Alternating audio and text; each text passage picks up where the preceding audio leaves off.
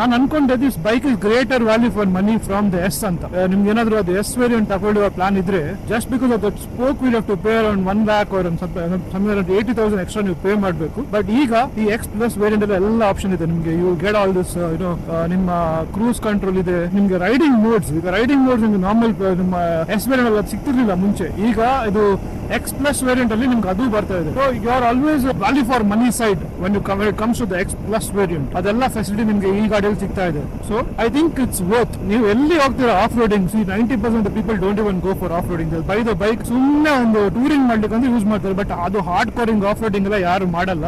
And it is still capable. ನಿಮ್ಮ old ನಿಮ್ದು KTM ಇತ್ತಲ್ಲ, ಅದಲ್ಲೂ ಸೇಮ್ ಪ್ರೋ ಗಾಡಿ ತಗೊಳ್ತಾರೆ ಎಲ್ಲ ಇದೆ ಓಕೆ. ಬಟ್ ಅದ್ರಲ್ಲಿ ಮ್ಯಾಗ್ವೀಲ್ ಇತ್ತು, ಅದ್ರಲ್ಲಿ ಏನು ನಿಮ್ಗೆ ಸ್ಪೋಕ್ ವೀಲ್ ಎಲ್ಲ ಇರ್ಲಿಲ್ಲ. ಅದು ಮತ್ತೆ ಬಂದಿತ್ತು ಅದು ಸ್ಪೋಕ್ ವೀಲ್ ವೇರಿಯಂಟ್. ಅದಕ್ಕಿಂತ ಸ್ಟಾರ್ಟಿಂಗ್ ಅಲ್ಲಿ ಇರಲಿಲ್ಲ. ಎಲ್ಲ ಕಡೆ ಲದಾಖ್ ಎಲ್ಲ ರೈಡ್ ಮಾಡ್ಕೊಂಡು ಬಂದಿದ್ದಾರೆ, ಏನ್ ಪ್ರಾಬ್ಲಮ್ ಇಲ್ಲ ಅದ್ರಲ್ಲಿ. ಮ್ಯಾಗ್ ಅಲ್ಲಿ ಏನೋ ಕಟ್ಟೇನಾಗಲ್ಲ ಅಷ್ಟು ಬೇಗ. ಸೊ ಅದೇನ್ ಇಶ್ಯೂ ಇಲ್ಲ ಅದ್ರಲ್ಲಿ. ಸೊ ಅದು ತಕೊಂಡೆ ನಾನು ಯಾಕೆ ಸುಮ್ಮನೆ 80,000 ಕೊಟ್ಟು ತಗೊಳ್ಳೋದು, ಇದೇ ತಗೊಂಡ್ಬಿಡುವ, ಅದ್ರಲ್ಲೇನು ಪ್ರಾಬ್ಲಮ್ ಇಲ್ಲ ಅಂತ ನಾನು ಅನ್ಕೊಂಡು ಇದನ್ನ ತಗೊಂಡ್ಬಿಟ್ಟಿದ್ದೆ.